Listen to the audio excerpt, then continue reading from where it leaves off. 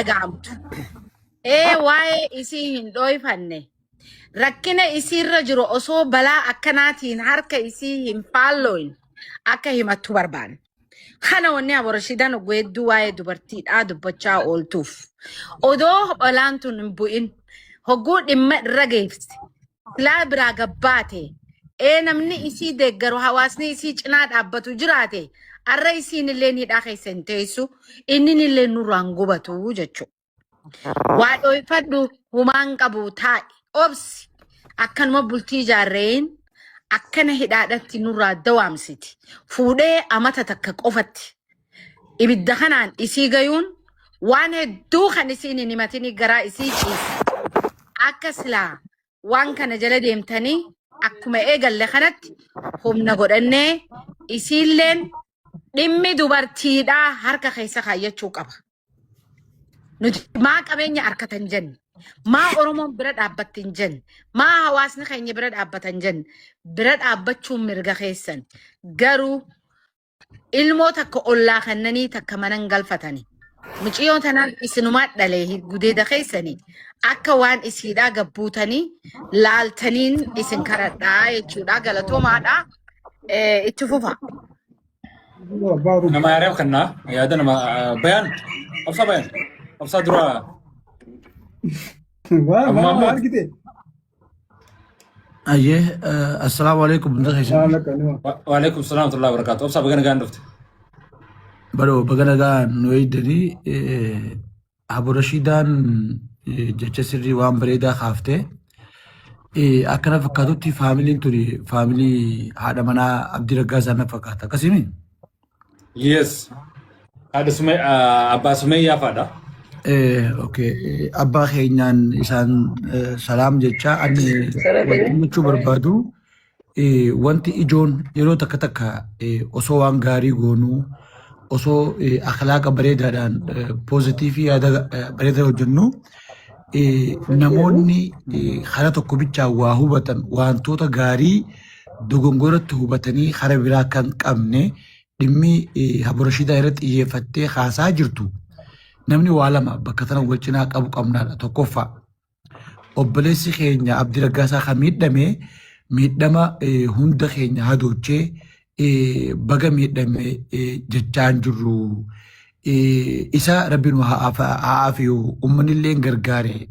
Ammallee namni gargaaru barbaadulleen haa gargaaru haa nu wal'aanamu balaatu irra gahee obboleessa keenya hedduu rakkannee fi rabbi san waa fayyisu tasaa tana qabdi. Nillee bira dhaabbanna. Talammada ammoo obboleettiin teenya tani gartee Abdii Raggaasarra miidhama saniin geesse maatiin isii akkaan odeeffannoo illee kalee fideen gadda dhageetti maatii akka qalleeyyii ara qaamaanuu harkaa jirra. Isaan kunis maatiin kunis ilmoo isaaniitu hidhame namni waa balleesse heera qabna aada qabna seeraanis aadaanis ni fixata.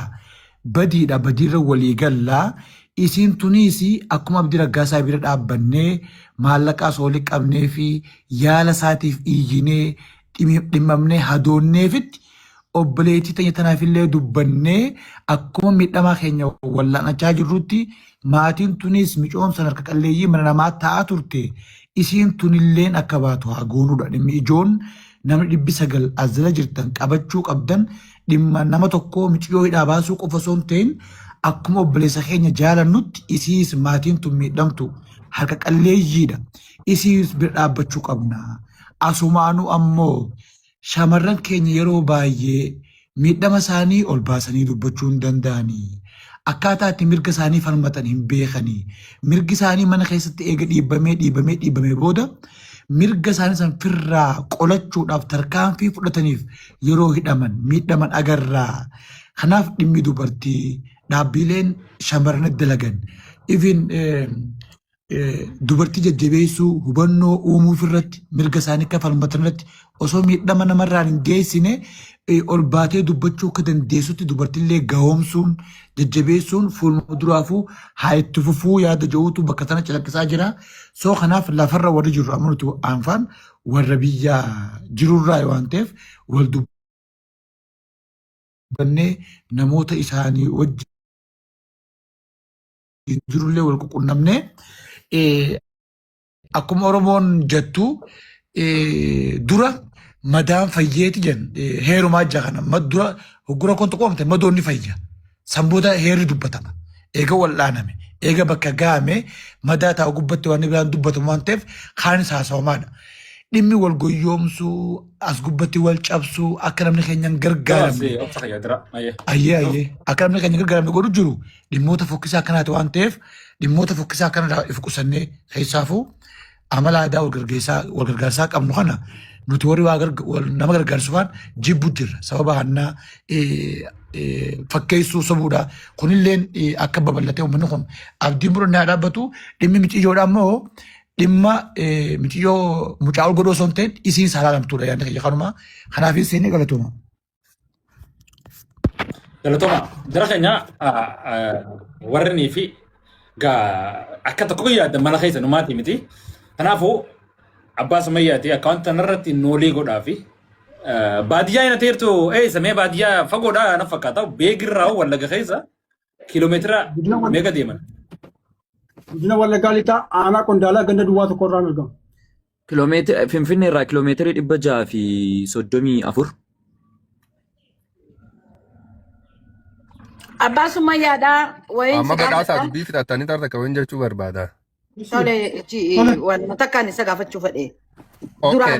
Amma asirra wanni nuti ani jechuu barbaadu dhuguma abbaa Sumayyaatii fi maatii Sumayyaatii isaan kun kana nu caalaa isin warra miidiyaa harkaa qabu qulqulleeffata 100% isaanii jechuudha. Badhaasa. Isaanii. Abbaa Sumayyaa. Isaan.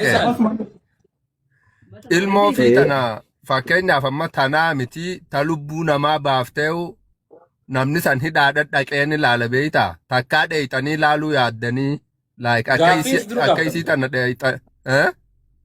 Sidura gaafannee hara takka qofa dhaqee ilaale. Gaafatamii darbe. Gaafatanii yeroo takka dhaqee ilaalee. Amma kana nama sadii ilaalamaani ana Naziir Nuuraa Abu Rashiidaa wanni nifin tana gaafadheef yoo isaan dhaqanii kan laalin taate nu sadeen bichaan dhuunfatti akka isaan geessinee laalchisiifnu jechuun barbaada. Yeroo takkaan dhaqee jedhee akkana dubbate yeroo takkaan dhaqee sanboota immoo jiruunis nooliin tiraanspoortii waan hin qabneef dhaqee ilaaluu hin dandeenye. Saniifin jeebar saniifin laal hanga sana addaa baafachuu barbaade beeyta. Wanummaan akka wanti asirra isinii keenyeef warri dhugaa deeggartan akka ammoo gama tokko qofatti fudhatanii yaada bilchaataan sammuu bilchaattuudhaan gama lamaan ilaaluu dandeessan. Abbaadha isin tunis miciyyoowwan gochoonni inni irra raawwachuu ture sadarkaa sanitti eenyu abbaa fadhee ni geesse. Abbaa fadhee ni geesse sadarkaa sanitti. Ebar obboleessi keenya waan amma dhufee fi badhaasu yeroo takka. Kunola waraqaa isin ittiin barachaa turte kanadha kunola. Ka Finfinnee ittiin barachaa turte. Akkasin ergixeenyaatti taataniif jechuudha. Koi namni isin bira tuttuqu mana dhan jira.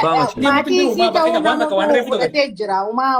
Maatii amannee jirra by the way.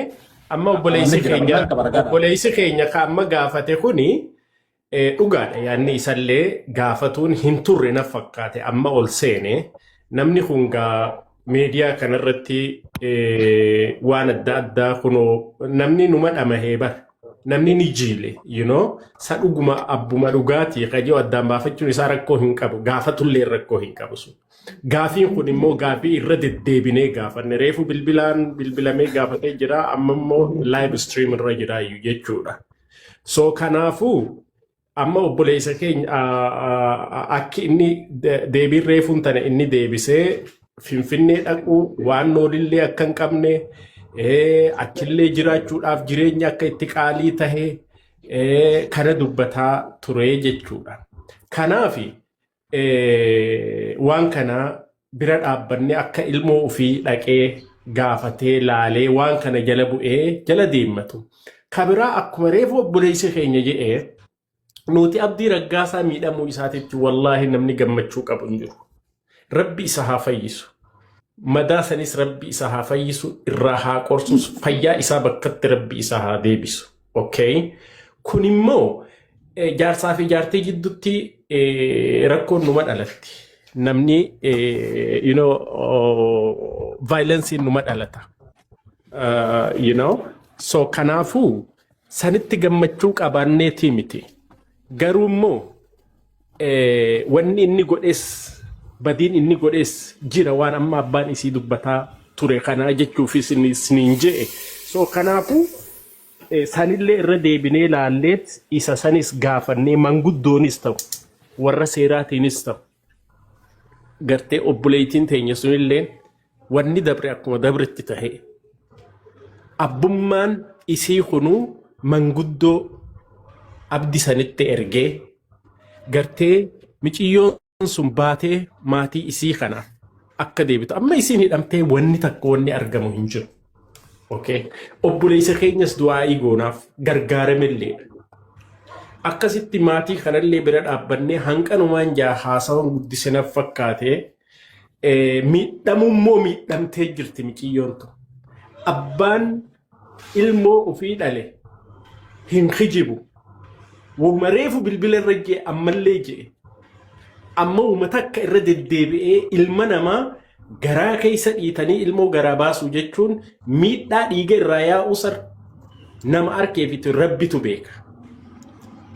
Amma najjira gaggabaasinu maatii kana namni fuula keessa laale rakkoo isaa ijarraa uni qaraa beeyta.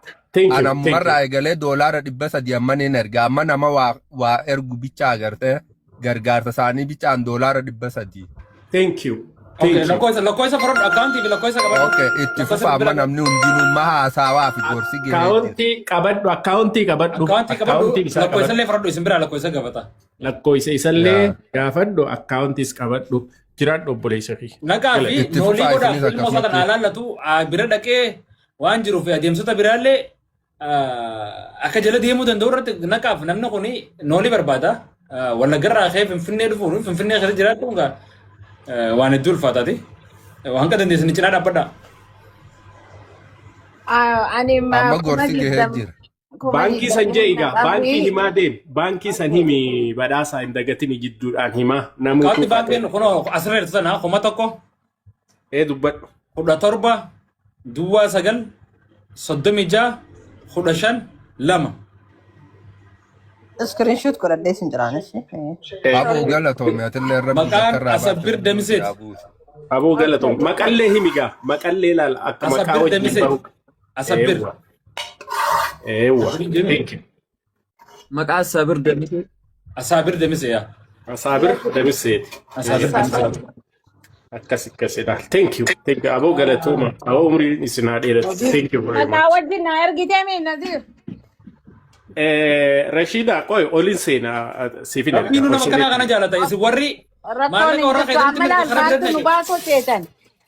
Gara keenya warri dhaggeeffachuu jirtan obboleettii isiinis intala teenya inninis gurbaa keenya rakkina ifi ukkaamsanii irra taa'uutu akka fanjii baqaqee waa balleessa jenne ammallee warri mee yeroo takka yaadaadha isii tanarraa illee fuunu. Eefuudha. Khotu jimee. Garaa waa dhale wallaahi. badhaasaa yaadni ni geetar takka nama waa kakannatu. Haadha sirraa yaadota fuuni bareeda haadha micoorraa waan jettu. Haadhatiifi ba'a.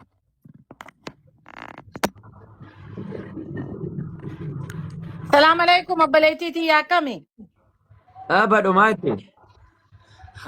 Haadha Sumayyaa tana asii mee yeroo takka dubbattu takka telefoona tiktiis. Haadha Sumayyaa. Sayida gama. Muutirra jirtan jeen. Muutirra jirtan. Alhamdulillah. Gaafadha. Haadha Sumayyaa akkami nagaan jirtaa miti? Miyuutii irra jira. Hello. Akkam? Miutirra jirtaa miutirra kaasi. Miutirra jira. Miutirra kaasi.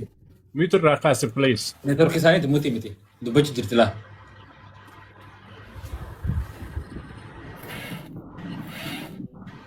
Ayyaatu nyaata rabbumta dubbatu malee kan see wanta naasa hin qabu no.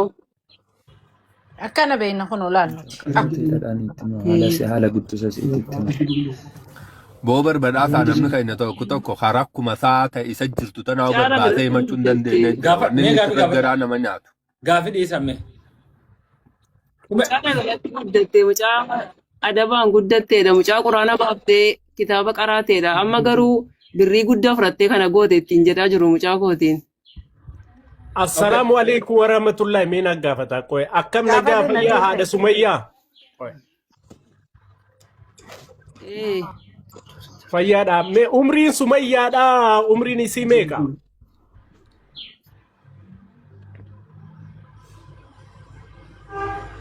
Kudha jaaf kudha torba gidduudha umriinsee.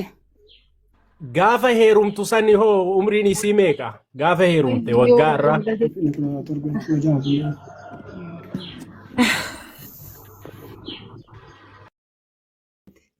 Eenyu bira teessee baratte? Ummaa jedhamu tokko nama Harargeeti isaan bira teessee baratte mana namaa teessee.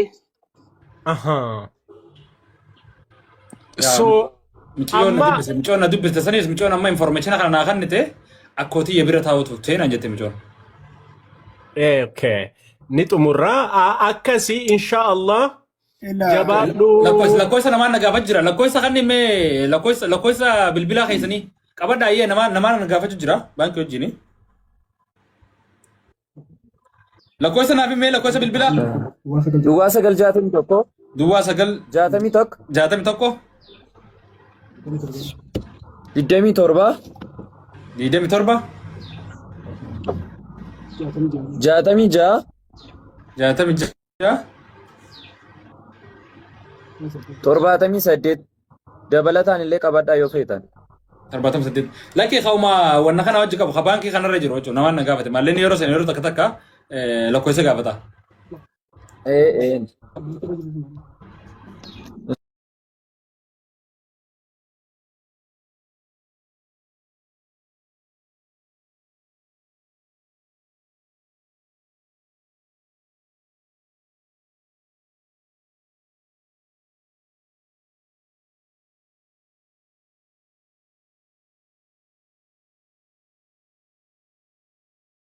Kan jennuuni namni silaa gargaaramu qabu nama akka kanaa kanaa cinaa dhaabbadhaati ilmoo fi dhaltee gaa wantoota rakkina diila san keessa dabartee ifiifuu mashaqqaa biraa seente akkaataa silaa itti baatu dhimmoota silaa biraa irrattu namni waan biraatu ajandaa ni godhatan dhimma kana ajandaa godhadha micoon laalamuu qabdi ba'uu qabdi innis wallaanamuu qaba wallaansaaf waan ga'u harkatee jira kanaafuu irratti hojjedha marti keessanuu. Ilmoo odoo Abu Rashida waan jettu jee Abu Rashida meeroo takka Badhaasaa malaa facaalaa jechuu haadha tana bilaashitti namni kun ilmoo fi tana dhiisee waa garaan halkan tokkollee taatu waa manas hin buune. Garuu namni akka ifiin fadha dhabee akka ifiin feene ta'a.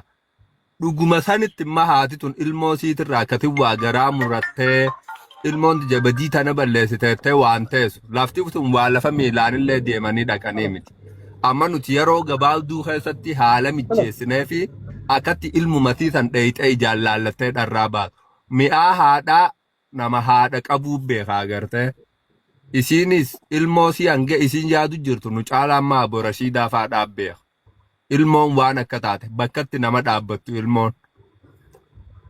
Gaariis taate badduus taate saniifuu waan biraa intarviyuu biraatiif gaafii biraa gaggabaabsineetuma karaa gargaarsaa kanarra ijoochi xiyyeeffanne barbaachisa. Obboleessa keenya Abdii Raggaasaa as keessa fiduun ni hin barbaachisu. Isallee rabbi balaarra geessa. Akkaawuntiin kasaati. Warra akkaawuntii kanarra isa haa fayyisu. Rabbi ammallee fayyaasaa san caalee rabbi bakka dur Rabbi isaa fayyisu. Isallee wajjin jira. Kanaafuu. Rabbi isaa fayyisu. Dogoggora sheekotii.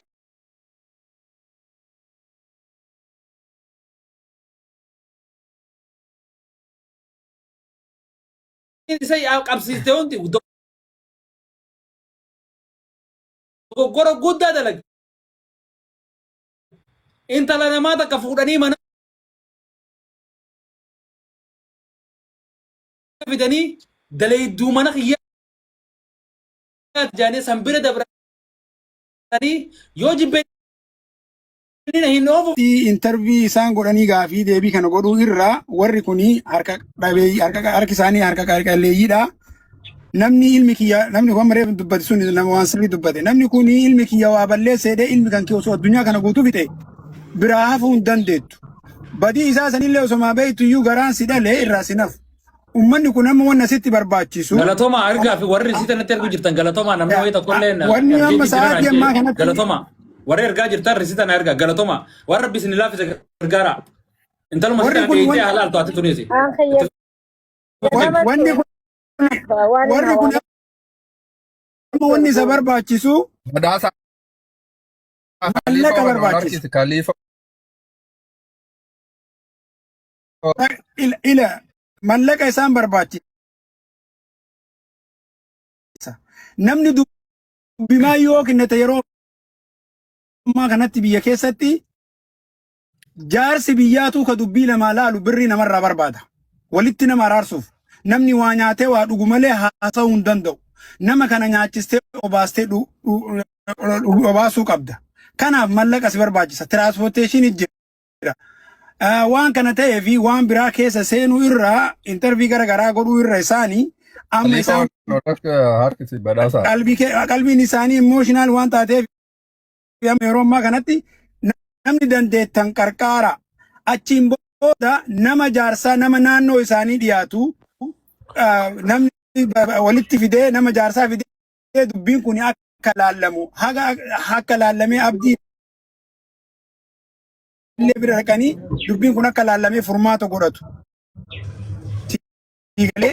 Kanuma jedhaa jirra bar manguddoo. Gaafiin gaafanna yoo jaallal gaafiin gaafanna interview maatii kana goona yoo jenne waa dhibba meeqaa jira waa dhibba meeqa keessa keenya nu jirtu keessa warra komantii jirtu gaafiin hedduu isiin akkamitti dheeyxee amata.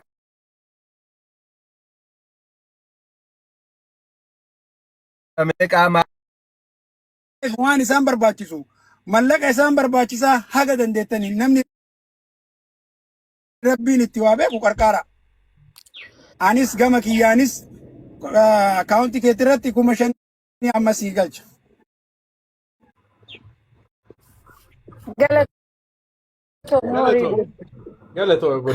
Galatoomi. Okay. Khalifa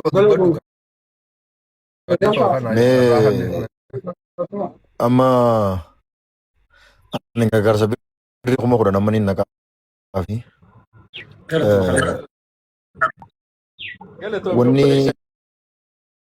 wanni jiru yoo jiraate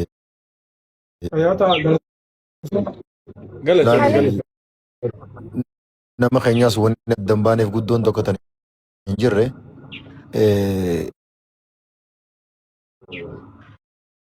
maqaa amantiitiin abdiin akkas hin taane wanta akkataniin clear godhee isinitti himu.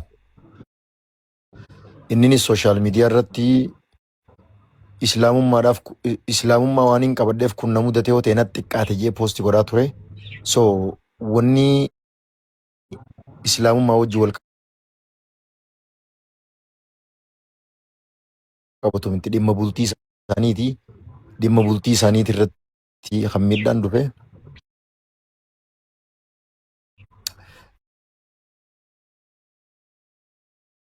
Rakkoo Sumayyaa fi Sayyiduutu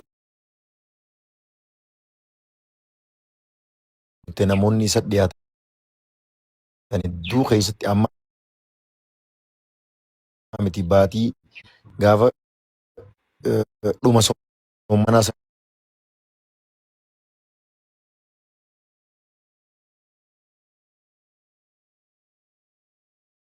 hedduu qajeeloo dhageenyee turre. Amma waan amma isin dhageessan kan nuti amma dura dhageenyee turre waan keessa ture waan amma dura dhageenyee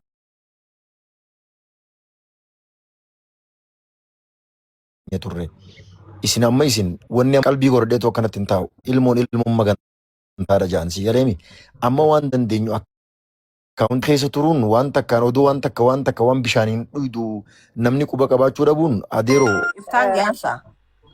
Abu Rashida wanni si dhufee laalime. wanni hidhatti na ergitee miti. Mee Kanumarra afirran na deebi'a. ergite. Mee qoy asumaanin messengeraanin si ergaa Wanni hidhaan na ergi laal. Anaaf ati masanjara wali qabnaansa. ni qabna mee qoy irran deemu jira. Kadur tokko miti beeki kan Rashidaa ja'a kun. This one, this screenshot one, godha. this one. Don't worry about it. Don't worry about it. Kaliifo wadaade wayin karadhaa yoo ka dandeessite ganda takka jirra. Ani boruu yoon hin erge malee ammatti hin seenuu fi yoo dandeessee daaretti amma naquu dandeesse 10,000 naa naqii fi namaan itti seeqanu naa himta. Please. I-transferensi itti argaa i-transfer godhi. Rakkoon takka illee hin jirtu. Akaawuntii sanirra nu deebi'aa meeqtee takka irra deebi'aa akaawuntii san. Kumni kudha meeqa ta'an si erga naa himu. Jara tatta gura. Akawantiin kuma takka. 17 duwwaa 9 36 15 2 Maqaasaa. Asabbir Damise.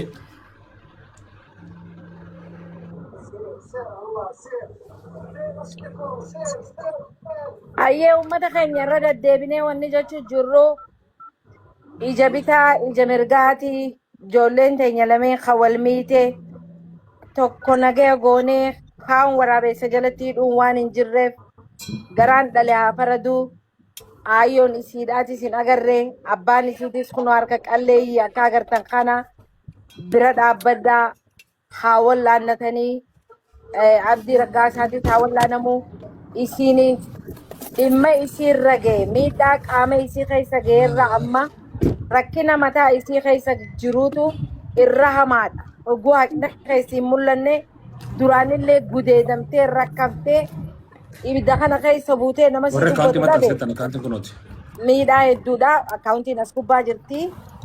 Fedhii yoo qabaattan badhaasaan akkana fidee jettanii boodan dubbatina. Rakkina ilmoodhaan isme anaa si fixaate. Waan kana ta'eef jecha gargaaraa especially dubartiin humna qabdan biyya keessaas taatu ala ogu takka habo haboyye dubartiin qabeenya qabdan ka humna qabdan ka biyya jirtan Akaawuntii kan eenyu maqaan eenyuun jira biraasa? Maqaan Asabir Damise jira. Asabir Damise. Screenshot godhina argisiiti.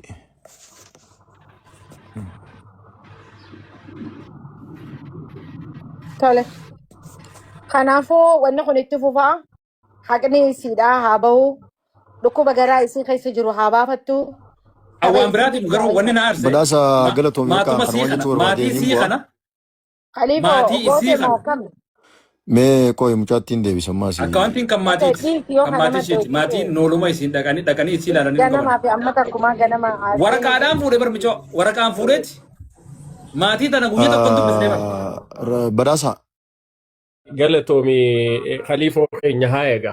Amma xiqqoo nuti gaamma asirraan baanu maalii fi obboleeyyan keenya amma haadhaa fi abbaa na ficcisiise. Haadhaa fi abbaa Sumayyaadha. Fuula isaatirraa beeytan. Fuula isaanii irraa beeytan yaa obboleeyyan kiyya. Yeroo ammaan tana waan isaan keessa jiranii jechuudha. Reefu obboleessi keenya dubbatee jira. Ilmoo haati ilmoo ofii sanuu intala dhalaadha. Dubartiidha. Mana hidhaa keessatti. Waan yeroo ammaa isiin keessa yeroo rabbii ol ta'eettu beeka. Intalti dhalaa takka akkuma reefu obboleessi kiyya je'e waa hedduu isii barbaachisa. Qibaatii isii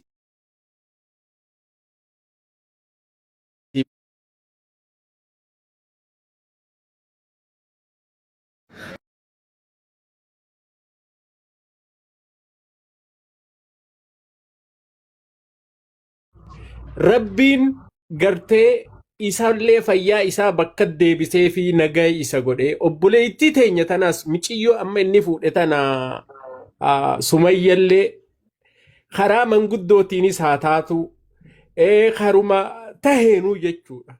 Maatii isii biratti galtu Har'aan tana fuulli haadhaa fi abbaa kun ni hima. Hanqanumaan dhaammadha obboleeyyan kiyya. Xumureedhaan bitadhe.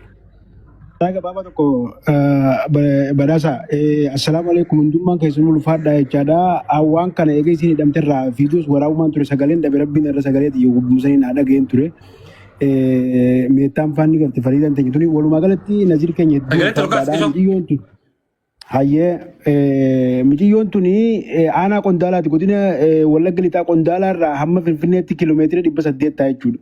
Maatiin tun harka qalleeyyiidha. Maatii isiin finfinnee biree turte san dubbiseetiin ture. Hatta qoonqoollee isaantu darbee geessaaf jechuudha. Maniidhaa keessatti agabuu jiruu fi rakkoo jiru ni beektanii. Asumarratti sheekotiin islaamaa namni tokko shari'aan islaamaa dhalaan yoo nama jeefteehu dogongora isiidhaa guyyaa 3 baatii takka nama hidhuun nama gaha. Hedduu kan hidhanii iyya sagalee dhabe. Namni lama Itoophiyaa tana keessatti jiraachuu hin danda'u. Ilmoo gartee harka qalleeyyiitii fi ilmoon gartee beekamtii hin qabnee fi namni gartee nama hin qabne hedduu rakkoodha. Uummata wallaahi rabbiin isin dubbisee jira. Hedduu galatoomaa ulfaadhaa hundummaan keessanuu zayyaakumullaa khayr. Maatummaan tun ijaana harkanii miciyyoon tun akka yeroo dhiyoo keessatti nuu baafamtu sagaleetee namoota as jala jirtanii fi hayaas jirtaniis karaa viidiyootiinis karaa miidiyaa adda addaatiinis karaa namatti dhiyaatanis akka nu qunnamtan akka ammaa waan dandeessaniin qarshii takka lamarraa qabdan birrii irraa kaasee hamma wantaatti hundummaa keessan ulfaadhaa mana ammoo koppeliin waraa asirratti qotorra waan ta'eef. Jarna tatta godhaadha. Mee ibirri warra ibirri dabarraa mee ibirri kanaan qabdaami. Ibirri lakkoofsa argitanii qabda. Ibirriidhaas warra Itoophiyaa kan raguddaa isaa dhiyaataa fi mee waan dandeessanirra cinaa dhaabbadhaa warra biyya keessattanis. Ijoolleedha. Ijoollee amata 17 laata suuraan asirratti ammatta sitan jechuudha. Miyyoo makaalee Oromoo ta'e tun irraati. Miyyoo makluuqa tana miyyoon tun daa'ima amata 17 tan inni fuudhee maatiirraa fuudhee maatii isiirraa waan kana keessa jiranii maatii guyyaa tokko dubbisiisin eega fuudhe.